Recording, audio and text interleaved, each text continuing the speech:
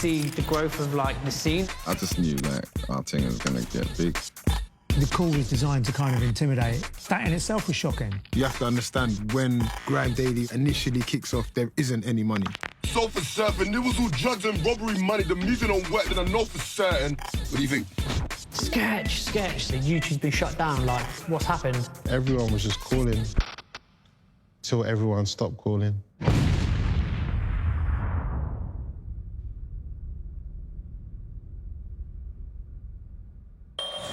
Grime Daily, we're in. Nothing like Jigger and Nas, I tell you straight now.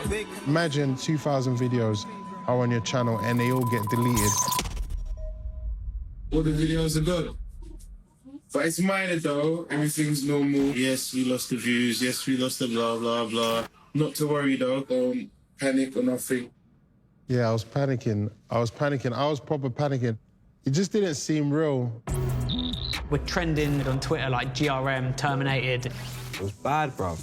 It's very, very bad, bruv. Where's our vid? Where's the vids going? What are we gonna watch? That was like one of the saddest days of my life, bro. If anything goes wrong, the last person you want to hear from is Lethal B. He just sounds too happy all the time. He's just like, "Wagwan!" I was like, "Wagwan!" Like, you told me some war excuse. I was like, we were told it's because we had 3 strikes on our channel. We only had, like, 1 copyright strike. That was from a month ago, so they should never have terminated the channel. Then apparently it was because someone had bought video views on a video. OK, cool, that's resolved. Channel's still dead. There was just, like, so many different reasons, and we never actually ever got a clear one. Obviously, all these rumours are flying around straight away. People are like, "Oh, do you think this person did it? Do you think that person did it?" I said to Posty, it's a conspiracy. I rung him and I said, "Bro, that don't just happen." There's bare conspiracies, bare this happened, bare, oh, this person tried to take this down. And my man from Virgin, yeah, Richard Branson, he's taking it down. The main rumour that we heard was that SBTV got shut down. Everyone thought I shut down GRM. Like, I was brought up better than that. I took a whole year out from YouTube. I was hiding from them because there's this rule that says if you ever come back, you'll get deleted again. So we took out a whole year just trying to work out what we were going to do. You can imagine how much of the scene's archive footage went down with that channel. People were genuinely devastated. Nothing we could do could get the channel back up. And we didn't know what to do. After a month, we were done out here. Finished.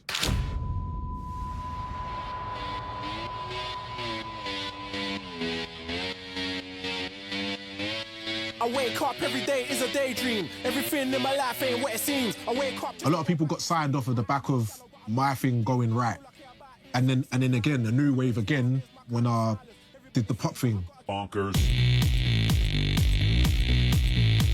It was a mad time in the UK music industry, especially in black music, because it was during the height of what I'd call the commercial period of MC.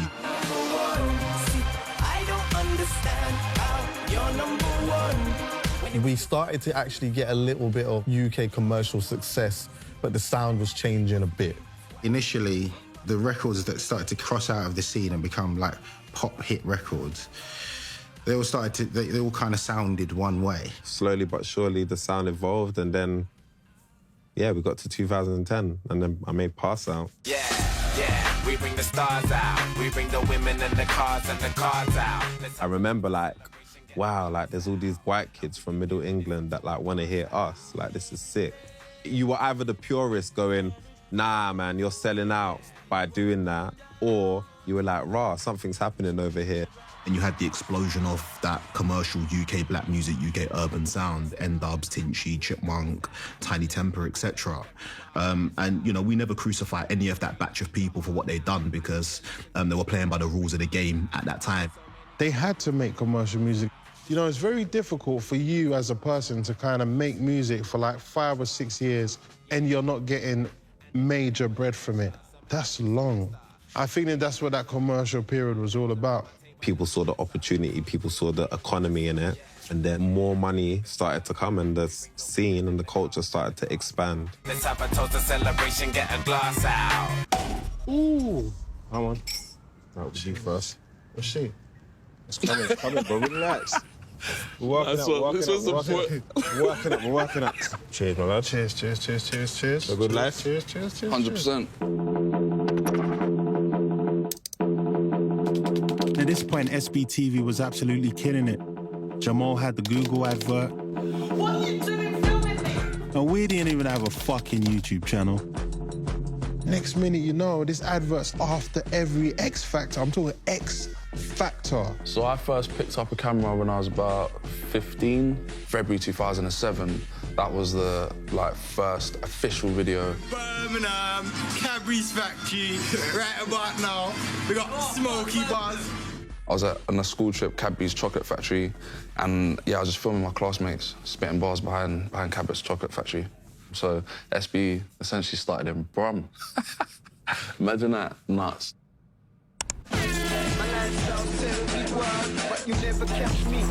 We ain't seen nothing like this before. This is crazy.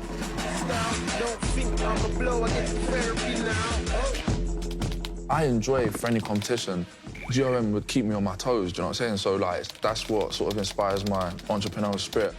Back in the day, it was being told no. That was my biggest motivator. No, you can't do that. No, you can't film that artist. No, you can't get that amount of views. I was like, all right, cool, watch me. When you first start a platform, you have to have that self-belief. SB Jamal is always going to be he set pace, you know? So he just had freestyles. I remember a lot of the F-64s were popping off. They want 64 bars, I want 64 whips and yards. And I don't care who they think that they are, cause I'll laugh at your staff and I'll carve them in half. I was looking at the whole scene, I saw so many sick freestyles, and I was thinking, how do you level it up? So it's F-64 at that time, my whole format was, it had to be fresh and had to be 64 bars. And I think formats helped a lot in the early days, definitely. Sorry kids, let me apologise before I go further. Unfortunately, I don't rap about how many men I've murdered. And you may find it boring, appalling, and I ain't scoring blacks from your little rap packs for just stating facts. I think the F-64 time was mad because it was just such a sick concept. But it was my freestyles looked the same as your freestyles, but just because they were called F-64 and it was 64 bars, everyone was going crazy at that. What the fuck is wrong with you lot? It's the same shit. It's the same fucking shit. It's just a different name. Hello? Doing an F-64 became a thing, right? You both of the times had the two F-64s, and then for the next 2 months, every time you leave your house, someone would say, "Fam, I saw your F-64. I saw your F-64." So the reaction was very immediate. It was like being on national radio. SBTV's F-64s were flying, and we had nothing. We had nothing. Out of nowhere, Link Up TV popped up. You know what? This is when Link Up TV really did their bit for the culture, you know? Pillars of the community. They went ham. Phoned up bro and he gave me a brick. Popped out the cab, never came in. I used to produce music. My laptop literally stopped working. So I lost all my beats. I lost all the faith I had in music. And I thought, let me just start filming. I kind of created a lane of, even if it's not music videos, things like behind the scenes. Sound check. That's if we got time, we're always late in it, but that's his fault. Just giving you more than you're getting normally. Rashid is an animal because he would be at an event, and I don't know how, but it would be up. I remember the quickest thing that I'd done, Eskimo dance, DWE was on stage doing what he does best. So I was filming it. While the event's still going on, I just had my laptop there, Premiere Pro, black and white, put my logo in there. I already had the preset ready, hotspotted my laptop, and I was uploading it the same night the event was going on. When I started Grime Daily, my brothers would have been 10. And they always looked at me like I was a hero. One day they were just like, how comes Link Up TV get all the good videos? Grime Daily doesn't really do anything. I was like, wow, the disrespect has now entered my household. After that day, I was like, nah, I gotta be the man at home at least. My connect still breathing. Trapping ain't dead. When GRM and SBTV and Link Up TV sort of all came around, it really made my job easier, if I'm being honest with you. It kind of gave me the cheat code to what was happening on a street level outside of my own immediate circle, because obviously they give us the hard data that we see, but they give us the cultural data as well. And that gives you an indication. It's not always fact, but it gives you an indication as to what council estate culture is consuming at the moment, and we know that council estate culture dictates youth culture, certainly has done for the last 10 years, and it probably will do for another 10 or 15 years. That was a good time. That was a good time. Yeah, but even I wasn't thinking about, oh, we're ahead. I was just keeping it moving, man. You know? Because there's no end destination to this, man. We just gotta keep leveling up. Then you're just seeing what they're doing, and it's like, are they bigger than us right now? So wait, we're not even second no more, we're third.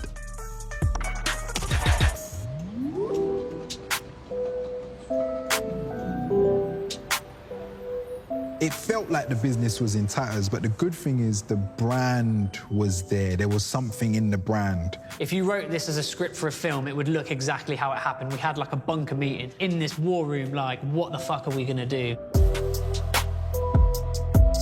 We started looking for investors and just someone who was more connected to be able to just get our YouTube back.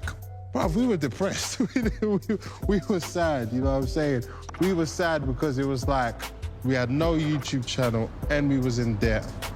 Started to speaking to some people. They're like, oh, you know, we can get your YouTube back. They had an office in Tottenham Court Road. So we gave them a part of our business away for free, hoping to get the YouTube back because that was everything to us. It looked like a really great thing to do. Gonna solve our YouTube problem, gonna give us content to get our channel up and running, and just help us make shit happen. We just felt like maybe we weren't professional, and these people are. And, you know, the office was in the West End. We were having meetings every week to, you know, update the shareholders on what was happening and stuff. But that went south because these things that we're talking about started not happening. They couldn't get their YouTube back. But what we did learn there was how to be a business. And as like 20-year-olds, it was important for us to actually learn that because we didn't have a clue. We needed to kind of put our passion back into the right things instead of like living off old clout. You know, you could have a whole accounts team or a whole lawyer team or a whole this team. Or if you ain't got nothing going on, it doesn't really matter what you got. So I just kindly ask everybody to give me their shares back. At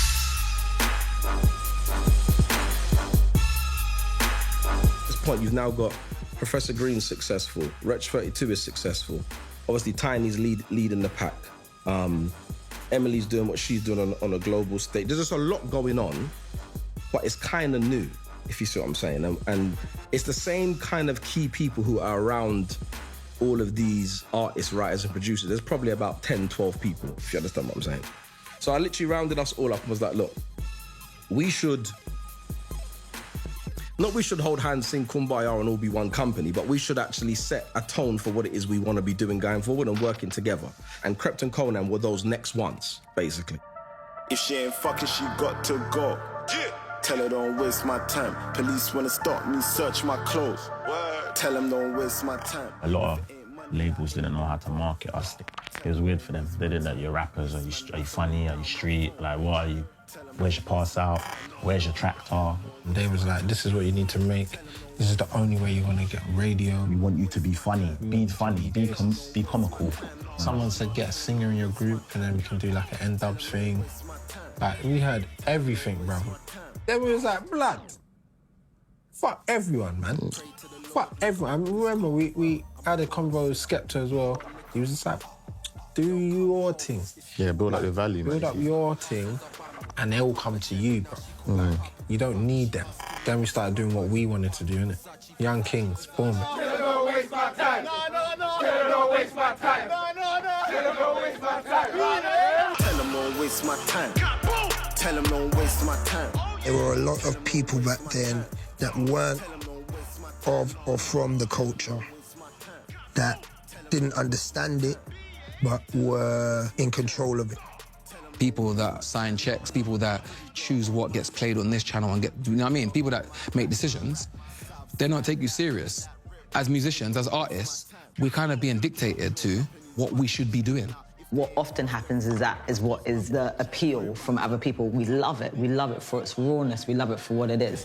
Then it shifts and goes into the industry, and then it has to become other things. Now you're talking about how do we get another radio hit, when the hit that was made was because it was raw and it was real.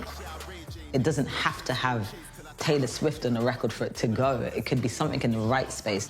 And I think that was a good learning for the UK. It was like, you have to have that authenticity in the music.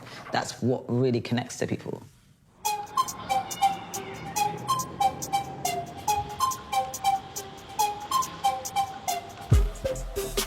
At that time, still walking around thinking Grime Daily was something, like, had this mad victim attitude. Well, I could have been this if my channel didn't get deleted, you know what I'm saying? Walking around with that energy for like 2 years.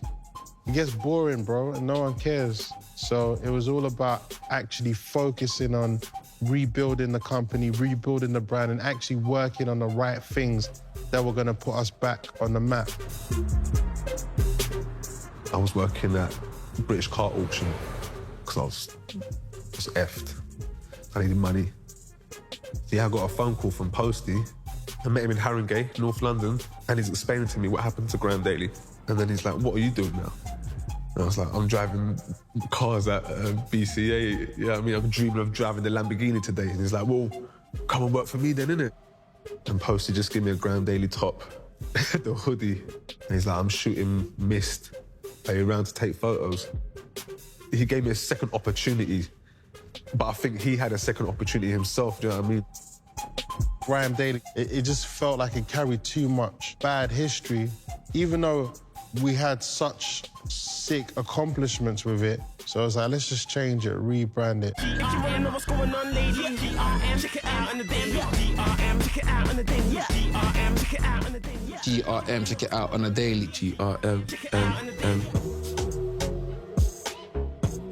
GRM Daily was like the new brand. Artists were doing rap and doing all this other music, and everyone was moaning, oh, it's not even grime anymore, it's not even grime. I love grime fans, they're amazing, but they're also kind of bullies, you know?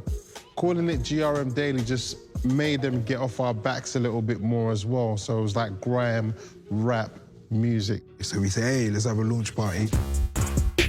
By the launch of GRM Daily, that's right, Grime Daily, changing its name. You've got every artist and their manager and their DJ outside trying to get inside. Honestly, all the shout, Posty, Sketchy, Pierre, real dudes doing real things, man. It's all about GRM Daily. Come back firing though, you get me? They come back firing, so I was happy as well, because I know the man was upset when it threw his arm. Thought, wow, well done, you lot managed to get it back. Our YouTube don't play games.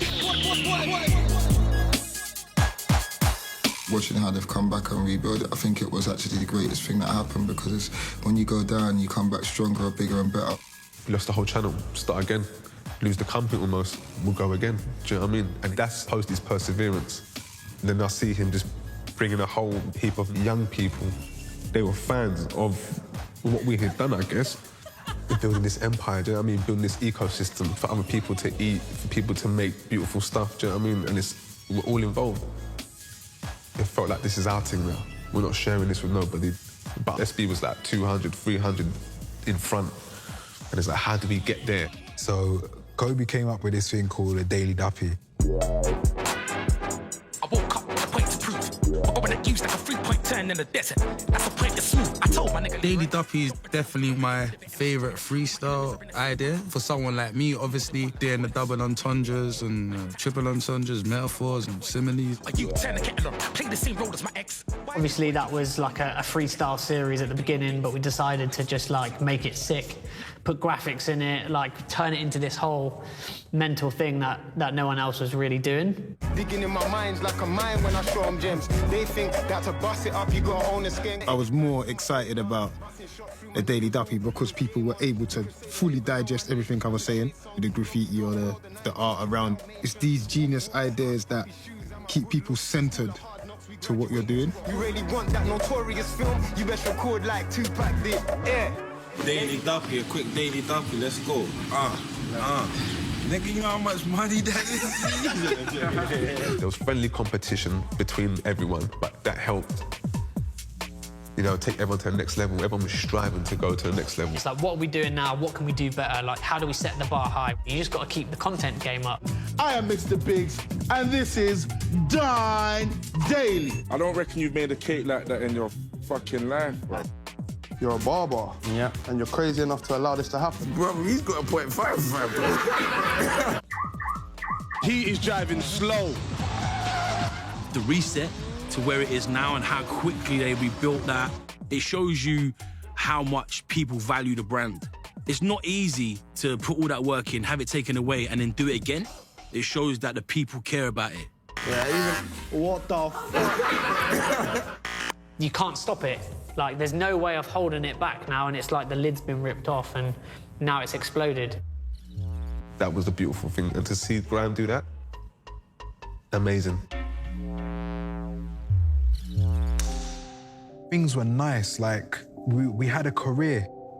What we saw in our heads in terms of success, we were seeing with our hands physically, like, oh, okay, cool. Around about that time, I think I started to take church seriously. As I'm finding out more about God, I started to feel like uncomfortable with the content that we're making.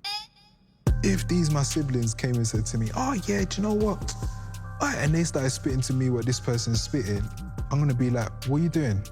But then I was telling someone else's younger brother and sister, make sure that you watch this. And more things like that just started to pop out at me. Me and Coasty, I think our friendship had deteriorated and we started to grow apart. There was a lot of resentment there, just because we'd had a lot of downs, you know? And it's like, sometimes when you're down and you're working with someone every day, it can get a little bit tedious. I just didn't feel comfortable anymore. It's like I was being two people. When I'm doing Grime Daily stuff, I'm handling stuff that if I was at church, I wouldn't be promoting. God made it very clear to me that, do you know what, Pierre? It's time to leave. Like, you need to go. When I finally got around to meeting Posty, I don't think he understood the severity of it, of what I was trying to do. I remember saying, like, you know what, like, I'm done, like, I can't do it anymore, so to speak, I'm out. And I remember he's like, oh, really? So, oh, okay. And then that was it. And even just thinking about it now, I think it spoke a lot about where our friendship was at the time. Do you know what? Everything aside, world ends tomorrow and all that stuff, that's your boy, that's your friend, you know? Like, I've known him since he's had hair, do you know what I mean? It's like, raw, so where were we? Pierre had gone, which I never thought would ever happen in a million years, do you know what I mean? And it was just Posty left. I didn't have no one to depend on now, so it was just all on me at the time. You know, failure or success was just on me. Right now, a young kid's literally one upload away from changing their lives. Hey, who wants it? They've got a madness here, you know? I'm just watching the video get some mad views, bro. Rated Awards was one of those necessities. The awards show was like the music. It just went hand in hand. Man's obviously from a time where the P's wasn't matching how famous a man was. To see how everything's flourishing now, like, it's a beautiful thing to watch. Mazza. That cool, yeah? So I was a bit nervous. I thought I knew you from somewhere. You was the one telling me I can't smoke and that. Yeah, I remember. I call you Rules. That's what your name is, Rules. Yo, it's mad warm in here. I'm cooking. I feel like I'm getting a tan, yeah. Tinchy, Strider. Do you know what I'm saying? I was gonna say Tinchy Temper, but yeah.